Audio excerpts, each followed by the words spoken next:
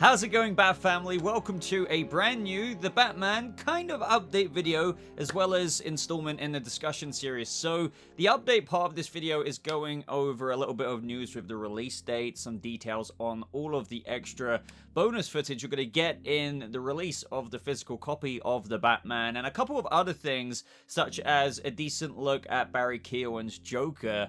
And I say that even though nothing has officially been revealed, and you'll see what I mean there. And then, of course, on the end of this video, we're going to continue answering some questions with regards to what you guys have sent in, post-movie theories, sequel speculation, and all of that good stuff. So if you're into the Batman and you've been enjoying the Batman movie, or just any Batman content for that matter, and you're not subscribed, well, do subscribe, because this is the place to be with regards to any update content, in-between content like this, between the movies and HBO Max shows. And hey, if you're already subscribed, or even if you're not, go ahead and like this video. But diving into topic number one here, before we get into the discussion series, we have details on the Batman physical release. So I don't know, for those of you out there who collect DVDs, obviously the DVD will be out, as well as the Blu-ray and 4K Ultra HD Blu-ray. But first and foremost, it will be available on digital April 18th, especially, you know, with HBO Max. If you have HBO Max, you will be able to watch this on April 18th. But the 4K Blu-ray release and DVD, etc., will be released on May 24th. So get your pre-orders in. This is one of those things where it's not like pre-ordering games. You know what you're getting here. So if you enjoyed The Batman, pre-order The Batman now. You could probably pre-order it at your local store or somewhere like Amazon. But what comes with this is surprisingly, well, not really surprisingly, but in a way, I'll explain in a second, but we get a lot of bonus features. So we've got a list of features announced now of what you'll be able to watch from the comfort of your own home, including over 2 hours of special features on this disc. Now, the reason why I say that's kind of a surprise, but not at the same time, well, I knew there was going to be some stuff with the Batman, but these days, you don't get bonus features like you did back in the early 2000s, like with the Lord of the Rings. My god, if anyone is around about my age, you know, mid-20s, or even if you're not, you may have already found these gems. If you know, you know. There's a lot of special features on the Lord of the Rings discs, even the Star Wars prequels. They just gave us so much. And movies now, you'd be lucky if you just get the deleted scenes, honestly. But the list that the Batman is boasting here is as follows. So number one is Vengeance in the Making. Then we have Vengeance Meets Justice, The Batman Genesis, Becoming Catwoman, Looking for Vengeance, Anatomy of the Car Chase, Anatomy of the Wingsuit, A Transformation, The Penguin, The Batmobile, Unpacking the Icons, and Deleted Scenes with director's commentary. Now, that is the list we know so far. There could be 1 or 2 extra pieces in there, but I can't guarantee that. Obviously, some of the stuff like Becoming Catwoman is just going to delve into Zoe Kravitz commentary, Matt Reeves commentary on that journey. Same with the transformation for the Penguin. I bet we're going to get the makeup artists, Colin Farrell and whatnot, just going in depth of how much that fat suit and all those prosthetics allowed him to just transform, not only as an actor, but in the role of that character fully, as what he's even talked about before. The anatomy of the Batmobile chase, the car chase, will definitely get into the tactics they used, the, you know, attached on cameras and whatnot. I'm looking forward to going into that. And I don't know if we're going to get a whole movie commentary, because I remember there being this scene of Matt Reeves commentating over Batman, Rob Pattinson's Batman, doing the wingsuit scene, and where he just completely, you know, hit the street floor. And that's not a deleted scene, and I can't remember where that came from. Maybe somebody could mention it to me down in the comments below. But the reason why I mention that is, oh, is that taken from a snippet of the movie? Was that taken from, I think it might have been a YouTube video, actually, when they went over it. Either way, though, for what we know is that we're getting director's commentary over deleted scenes. That makes me very, very hyped, because having the possibility, or what should be the case, as per the deleted scenes with director's commentary title here, commentary over the Barry Keoghan scene. Maybe it will be regurgitating things that we already know quite a bit of. For example, how we saw the Man Who Laughs inspiration in that of his own Joker design in this movie, and other little aspects like that. But any little nugget of information more I'll appreciate, but also just other deleted scenes that we don't know of yet, that's gonna have some commentary as to why it didn't fit in the movie, or just the context of it. And you guys know, like, we're gonna get the whole Boba commentary on on Matt Reeves' commentary on the Batman. So I have still got Batman videos planning to come out. I haven't released them yet, but I definitely do have quite a few in the works on top of the regular discussion series videos. But with these special features, you know I'm going to probably dive into that as well. I have some ideas for the concept art book as well, just in terms of what they could have done with the Batman. Like, there's freaking nunchucks and whatnot that have been seen in the concept art. And by the way, just in case, whilst it's on my head, that wasn't anything like Proto-Venom or Viper in terms of the shot that Bruce used at the end. It was, as I first speculated, adrenaline, but I did like to think, and I still do like to think, even though it says adrenaline literally in the book, that it's a slightly more amped up adrenaline from that of Wayne R&D. I don't get why it was greenish though, because adrenaline's usually a clear liquid, so in my head canon it's a little bit of a souped up adrenaline shot. But yeah, just to let everyone know, that was adrenaline, confirmed from the concept art book. But I don't blame fans, because it even got me subscribed to it, that maybe, oh, Wayne R&D is working on some kind of Venom/Viper like Fox's Gotham prototype. Either way though, I'm getting a bit off topic now, so let me know what you think of those Blu-ray special features. Do any of those make you excited from the sounds of them? The anatomy of the wingsuit's gonna get me excited as well, because actually maybe we'll get into a specific way of how that actually like folded around him and whatnot. Up next, I just wanted to give a shout out to a sculptor at Prime One Studios, because he has posted this to his Instagram, and he goes by the name of Claudio G. Fontes, and I probably butchered his name. I'm sorry about that. But again, Prime One Studio, he sculpts for them. So lots of kind of bust statue kind of heads. And he's done an absolutely remarkable job on Barry Keoghan's Joker. Now, here you can see on the Instagram post that I'm showing you, he says, "I'm trying to understand how the new Joker will be. In the images released, there is a lot of perspective.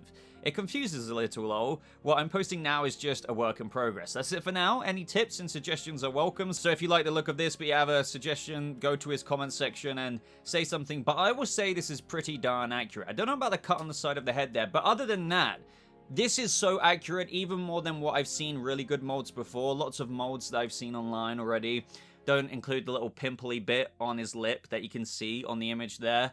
I would say that this is so accurate that I would almost sign off on this. It's even got like the little, in the actual Batman, you could barely make out the eyebrow hair itself, but he has these little almost in-depth like stuck scarry eyebrows that he's managed to put on here that give that angular characteristic of the Joker, almost eyebrow kind of symbolic feature there, if you know what I mean. So I feel like he's done a remarkable job here. I don't know if this is going to be an actual product. I don't think it is. I think he's just a sculptor for Prime One Studios and he's just having some fun with this.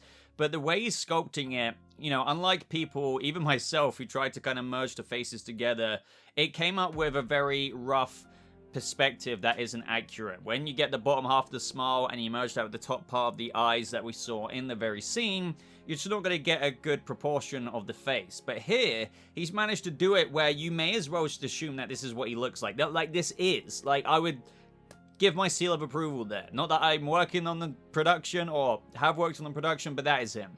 That is literally him. I would say that the hair is very damn accurate as well. I mean, obviously, when it comes to a statue, you can't make it a little bit more finer, but he still paid attention to how there's clumps of hair missing. It's just remarkable. I feel like he's got the smile done very well.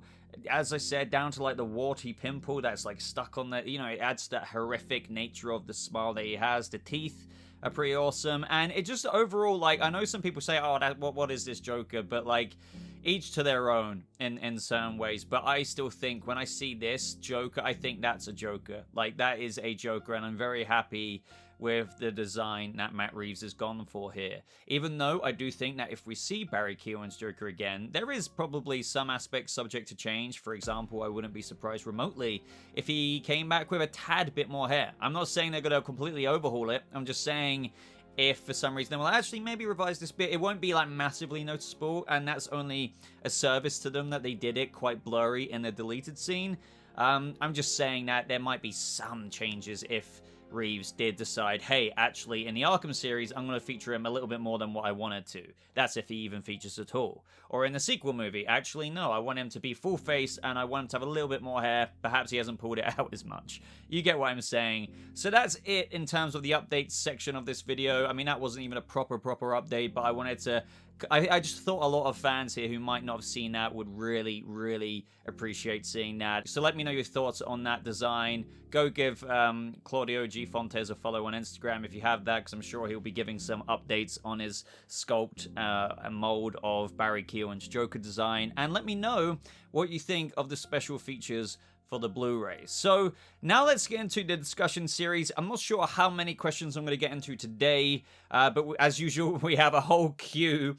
So take your ticket now, or submit a ticket and join the queue of all of these lovely theories here, and just questions, ideals for what we could have in the sequel movie. So starting off with comment number 1, and this is from Eric Atkinson. So I've been thinking about this a lot lately. It's typically accepted that these types of iterations are set as trilogies, considering the time commitment. I completely agree, which is why I go for that assumption. However, the reason why I chose this comment is because there definitely is a broader thing here that people are pointing out that I can't rule out. So Eric goes on to say here, but what I think would be amazing is for this Reeves/Pattinson version to adopt more of a Bond actor format. Craig was in the Bond role for 5 movies spanning many years. Would be fascinating to see Pattinson and this world progress longer than 3 movies. And I think this links into another comment here from SVO Foy Trey saying, I'm a new fan and I love your connection to the community. Thank you. And I love you guys in terms of this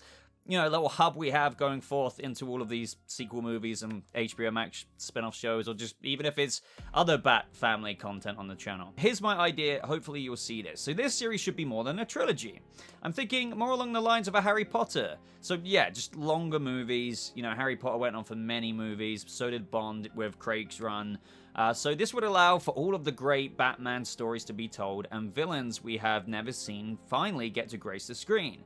I think the next movie should set up Dick Grayson, and since the first Robin will be so early in the series, we can actually get a Jason Todd storyline and it won't feel rushed. This could also be the reason why Batman snaps and almost kills in the War of Jokes and Riddles, except in this version, instead of almost killing Riddler, he almost kills Joker. That's another advantage to the longer series because all of the villains in the War of Jokes and Riddles will have made appearances before, and we don't have to waste time on exposition and story. Overall, I think we, as fans, should push for more than a trilogy, and I really love your videos, so keep up the good work. Thank you. So, I just wanted to comment on this in general. So, I always say trilogy just because, yeah, first and foremost, as Eric said, considering the time commitment.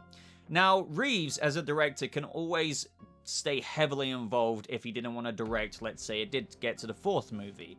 Or even the 3rd, who knows? It's not uncommon to have other directors step in, especially when you go movie after movie after movie. Now, I just have to think of other actors, such as Robert Pattinson. Does he want to do this? Yes, we know how much he loves it. He's commented before saying that he has a psychological roadmap for at least another 2 movies.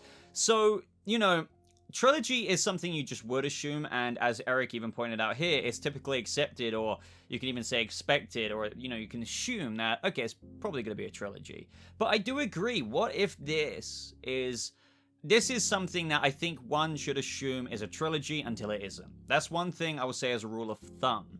However, going along, how good would it be? What if this is the Batman series that has the Craig run, Daniel Craig Bond run, that has the Harry Potter treatment in terms of, not only 1 movie, 2 movies, 3 movies, but hey, a 4th.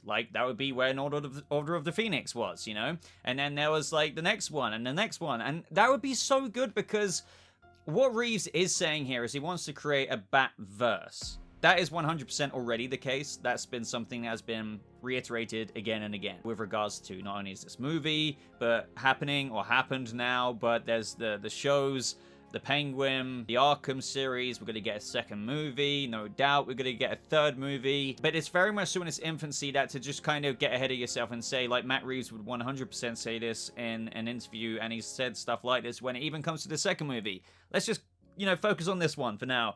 He wouldn't want to be okay, yeah, we're going to do 6 movies. So that's why you should assume. We're going to play it by ear, and it should be at least 3 movies for now.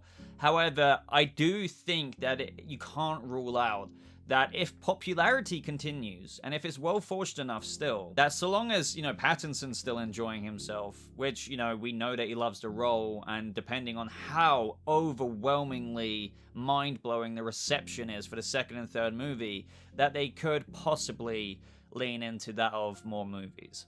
And I do agree that this, especially with so many people enjoying the Batman, obviously we haven't seen number 2 or 3 yet, we could have another Dark Knight Rises situation. Like, it's true. Like, I'm not completely clowning on that movie, but it's not an unpopular opinion to say that Batman Begins and Dark Knight is better than Dark Knight Rises. So you might have something like that kind of like turns some people in the creative space off, like Pattinson be like, maybe we should just close on this one, I don't know. There's a billion different factors as to what could shift decisions at certain points along the way, contracts, negotiations, things like that. But if there was ever room for something like this being a real possibility, yeah. The whole thing I've always spoken about when it comes to Dick Grayson being Robin, for example, is, okay, it can work. It can work in this trilogy, but you have to bring him in at the end of the second movie at the earliest, so that maybe there's a bit of a time gap, and then in the third movie when it picks up, maybe there's a bit of rapport already built, maybe low-key training, who knows, but either way, it works very, very well, because with the arc of, let's just say, this trilogy, there's that psychological development for a young Bruce, or by that point, he won't be so young, he'd be kind of mid to late 30s by that point, for Dick Grayson to have his influence on Bruce. There's something in the comics, there's a real thing, like Dick Grayson's Robin teaches things to Bruce in a character development-esque way. That is why it can work in this trilogy. But if we got more movies, and there was like an outline, very rough, vague outline of a bracket there, to have more movies, they could definitely slow it down a bit. And that would only give, for example, a character like Dick Grayson so much more room to breathe. That's not even taking into account, like what you've mentioned here as well, the 2 comments, with regards to villains. Yes, slow down. We can slow down. Sure, we might get Mr. Freeze or another villain like that of any Rogues Gallery villain in the next movie, in conjunction with all the villains I've said before. Not all the villains, but I've always said, and just to reiterate once again in this video, that Matt Reeves will have a few people on the stage. For example, first movie, Falcone, Penguin, Riddler, anti-hero Selina. You get what I'm trying to say, but there wasn't just one, So in the second movie, I expect somebody in Riddler's place, let's just say, for argument's sake, Mr. Freeze. You're still going to have Oz, who's now Kingpin, and then other bits and pieces dotted around the place. So what I'm saying is, though, you can still hold the brakes on it a little bit, organically introduce people, like, for example, we've talked about Harvey Dent on this channel before, replacing Gil Coulson. Will we see that transition? We've always been like, oh man, are we going to see it by, like, the third movie? Should that really be done in the second movie to mirror The Dark Knight? I don't think so, but should we really do a Toothface third movie? But wait, if we're getting 5, 6 movies, oh my god, we don't have to worry about that at all. Just do it whenever at some point down the line. And then you think of what other villains they could do. And you guys need to stop putting this in my head, because the idea of something like the Bond movies or, the Harry Potter movies, but done with Reeves's Batverse. Somebody bookmarked this video for, I don't know, 7 to 8 years-ish from now, considering, the second movie's not going to be out for another 3 years-ish, give or take, kind of takey give a little bit there. But then, you've got, so, maybe over 8 years, because that's when a 4th or so movie will be coming out, probably a little bit longer. So yeah, man, I don't know, but that really, if that was to ever be the case, not that they would ever confirm that, because you just can't, so people have expectations in check. Like, obviously you just can't do that when you don't, you've only done one movie. Again, things could change along the way. In your second and third movie, people can change their minds as well, even if it was successful. But yeah, man, to think of a dominant Batman cinematic universe with a Batman who started out in year 2, but 1 year, 6 months in. This is the perfect template for Daniel Craig Bond-like-esque kind of movie formulaic approach to even more and more and more. I'm going to shut up now and move on to the next question. Alright, so up next is from Fixin' Bricks saying, do you think that it's possible that Jonathan Crane will be developed from an Arkham psychiatrist to the Scarecrow in the Arkham series? It's a possibility that I would like to play out, maybe also throw in some Hugo Strange to approve of and help him with his fear gas experiments. So this is what makes me so excited. Like, don't get me wrong, I mourn for the GCPD series and what that could have got into. I really do. But now it's evolved, as Matt Reeves says, into this Arkham series. But the possibilities of an Arkham series, just like what you're saying here, makes me so excited. Now, I've already mentioned something like this in my last discussion series video last week, which, you know, I do recommend checking out. I said something like, not that they're going to copy and paste Cillian Murphy's Jonathan Crane, you know, going into Arkham, spraying, like, Falcone up and whatnot, but... yeah, like, I think it is a decent starting point in this universe to have someone like Crane, or even as I teased last week, someone like Hugo in this early version of Arkham State Hospital, before Batman, you know, like, gets to meet, okay, you're Hugo Strange, you know, from the future, and, like, we know all about you, and you're Crane, you're Scarecrow. This is, like, maybe all before he even knows, like, what and who they are going to be, since everyone's in their infancy. So, to have Arkham already in a state of its own weird villainous corruption, if you will, with characters that aren't even the moniker versions of themselves, the Scarecrow and Hugo Strange, that they will be in 3 to 9, 10 years time or whatever. It is a very good way to do it, you know? I mean, we've already got Joker in there, and he's not even crowned Joker yet. So somebody running experiments just seems like a really good starting point, like 1 + 1. And it could be something that, you know, could create Scarecrow, definitely. I think instead of maybe injecting Scarecrow into a whole movie, which you can do down the line, I mean, given going off the fact that what we were just saying about 5, 6 movies, who knows, right? Let's just say, for argument's sake, that could be a possibility and could even be happening. Or let's just say is happening for the sake of this question. You could bring him back in, like, movie 4 or 5. So maybe don't have him like Cillian, even though he had a little bit of a side role to that of the League of Shadows in Batman Begins, but you could bring him in the Arkham series to help annotate the whole situation of what's going on there, run experiments. It's such a cool thing to see because it's the such inception of the fear gas toxin, if you will, that, you know, maybe eventually he gets caught in the series, who knows, or whatever's going on there, but like, oh my god, for him to resurface and then like deploy that in some way or shape or form on Gotham City in the 4th or 5th movie would be really awesome. But that's just way too, like, don't take any of that too seriously. That is just me not even knowing what word I'm going to say next. It's just rough ideas. So I do think, to answer your question just acutely here, is it possible that Jonathan Crane could be developed in the Arkham series, even from a starting point? Yeah, I do. But that can be said for quite a lot of people. You know, it really can be. Crane's the obvious one to go to, just because you can argue, because he was a doctor, quite literally, fell from grace from that of his peers. Like, they're like, oh, wait, you know, he was a very talented individual kind of thing, but then he went down that route. It does make sense for Dr. Jonathan Crane to maybe have a place at Arkham, and for his own interest in experiments with fear gas and toxin and stuff, he utilizes that. But then you have some other shady characters at Arkham. I do worry, though, if you, like, bring in Crane and someone like Hugo at the same time, it might feel a bit bloated. It's like, oh, well, you happen to have someone evil like Crane, and then you also happen to have someone like Hugo Strange there.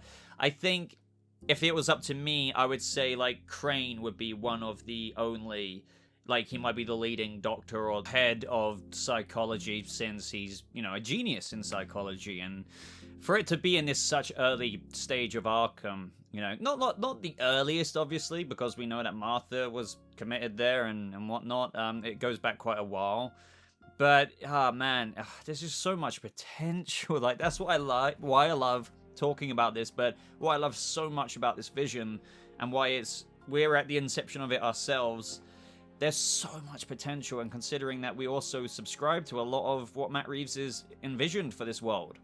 Can you imagine? Like, so reading these comments out from you is exactly why I do these videos, because it's so fun imagining what that could be like. So overall, though, I would love to know your realistic expectations for what characters you think could already be in that Arkham series. What I will say and advise is try not get ahead of yourself, being like, oh, there's gonna be like this person, that person, all these villains already in there, like Joker, and also Crane, and also Hugo Strange, and Harleen Quinzel is actually already working there. Like, that probably really won't be the case, albeit that's not that I'm saying that there won't be more than one. You know, we could have Dr. Jonathan Crane, head of psychology for the whole Arkham State Hospital, and you could have Harleen under him. Or maybe Harleen comes in after Crane gets busted or something. I don't know, but just try and go into your theories of what casting and what plot outline you think could be happening for the Arkham series with realistic expectations of where we're at in the Batman universe as well. 1 year, 6 months in or so, and what that could mean without over polluting it in the sense of just not shoving every fan desire in there at once, because, you know, that wouldn't be so realistic. Can't wait to read your responses there, because I have a video coming out on something like this pretty soon. Christopher Bennett says they need to keep Joker in Arkham and use him as a Silence of the Lambs vibe where Batman is always having to go to him to figure stuff out. In the third movie, Joker gets out and kills Robin and does some other things he knows will break Batman as he goes for his toughest battle yet.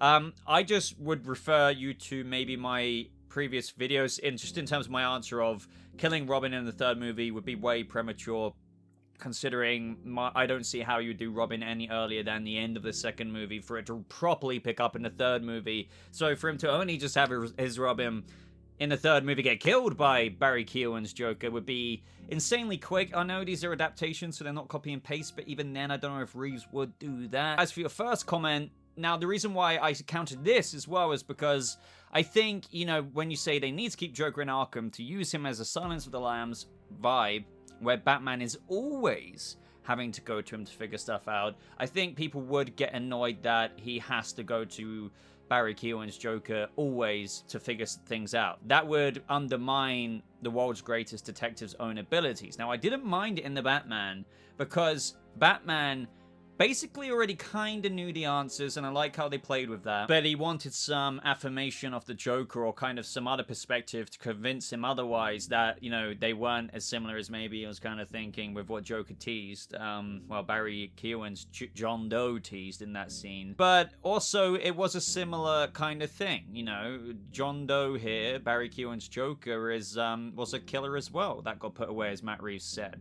So what you have to think about is that was relevant for Batman to have to go back in order for him to always have to go to him to figure things out would make him like can't Batman do things himself? I get what you're saying. It'd be really cool to always consult, but Batman, I think showing that always would just simply mean that, hey, yeah, really? Like, Batman, figure something out for yourself. Like, do you really keep having to go to the Hannibal Lecter type? I get what you mean, consultation there, Hannibal style, but no matter what, it would undermine his intelligence, I think. Now, I think this next comment might be a reply to what I said in my last week's video. I think that's why I screenshotted it. So from Thato here, I think that's how you pronounce that. I believe Zoe Kravitz Catwoman is going to be the main love interest for the Batman trilogy. There's no way they would introduce her so soon and not do anything with her throughout the franchise. So I didn't say that they wouldn't do anything further with her. My comment last week was with regards to, I think, somebody asking me about her inclusion, if at all, in the second movie, or how could that be done. And I was thinking, you know what? What if they don't include her as much? Give her as much screen time in the second movie as to what she had in the first movie, but in the third movie, she has all the screen time back again. Because I think, you know, considering she went to Bloodhaven, and without repeating myself too much from last video, you're gonna have to think of a very integral way of including her in the second movie, because in the first movie, she had a very relevant reason. Her friend was missing. She was really subscribed to helping Batman because it was a bit of a, you help me, you scratch my back, I scratch yours kind of thing. And then there was a romance involved subsequently from that, but just for her to come back and be like, hey, it would feel a bit like synthetic. Like, you need that organic story there again. Granted, even though she's got a rapport with Batman now, there's some romance there, clearly. I just feel like Selina might not have as much screen time. But that's not to say that she won't be the overarching kind of romance. Of course she will be. I'm not saying they won't not do anything with her in the second movie, so to not address her at all would almost feel too weird. But I just don't expect the same screen time, because then it will feel, especially after the first movie, like, you know, like a Batman and Robin movie. It will feel like Batman and Catwoman movie, second movie Batman and Catwoman movie. And I'm not saying that was really the case, because clearly the first movie from Matt Reeves wasn't a Batman and Catwoman movie. But if you had Zoe Kravitz's Catwoman in the second movie just as much as the first movie, I would actually be surprised, and it would feel like this trilogy that we're assuming for now would be like almost like a Batcat trilogy in a way. So again, just to repeat myself once more, let me know what you guys think of this. Do you agree with me that she's not going to be in the second movie as much, but she will be in the third movie just as much, if not more, than the first movie? But the second movie, I just don't know. Maybe she comes back into town, as I said, like, you know, Bruce doesn't even know that she's come back from Bloodhaven, and she's stealing something, and Batman's just, like, kind of forced to be like, oh, damn, I've got that kind of problem again now where I need to figure out, like, what do I do with her kind of thing, because I kind of like her. But that's kind of like, I know it's typical Batcat, but that's still not enough, I think, to be entwined in the bigger plot of, let's say, Mr. Freeze and Oz's Kingpin stuff. So unless she's going to be Batman's Robin, do you know what I mean? Like, we need that organic story there, so I think they can save that a little bit more for the third movie. Sprinkle in the second movie if you want. By all means, by the way, I really liked Catwoman in the Batman. I just don't know. My instincts tell me that she's not going to be in the second movie as much. But she will for sure be the romance of Batman, this Batman, and Bruce Wayne's life. Just for sure. 100%. Or for however movies we're getting. That will be something that will be definitely maintained. I think I'm going to leave this video there. A little bit of a shorter discussion series today. I've got a lot more questions to get onto, but I've got some other things to do as of when recording this, but I wanted to make a video about the Blu-ray stuff anyway. So what I will say is, let me know your thoughts, of course, on what we discussed at the beginning of the video, that Joker design, what you think of all that and what I said there, but also the questions that we did tackle in today's discussion series installment. But also leave any and all questions, whether you want to expand upon what we touched on today, or have extra theories, speculations of what we can get into the sequel, the HBO Max show, more movies, the Batverse in general. Leave your Q&A questions down in the comments below. I'll screenshot them from there. Aside from that, guys, if you want to support the channel and support what I do here, I would really appreciate a like. That really does help out a lot. Do subscribe. Check if you're subscribed. If you're not subscribed, even if you think you're subscribed, because that's a common thing that people think, you know, they're subscribed when they're not. Other than that, you know, if you want to follow me on Twitter, that would be cool. Instagram, I have an Instagram page. If you want to support me the extra mile, you can join the channel membership. That gives you some Discord perks, access to unlisted live streams, and I have a Patreon page if you want to just help fuel the content that I create on this channel in general. Oh yeah, and I have a merch store, just in case I don't have any freaking merch on me right now. It's somewhere around here, but in case you want a Boba hat, beanie, and stuff like that, I do have those. That would be awesome to see a few of you send in a couple of pictures like some people have before of you sporting the Boba merch. But again, guys, gotta love you and leave you. So thank you so much for watching. Hope you all have a lovely rest of your day, and I'll see you, Bat Family, in the next video. Goodbye.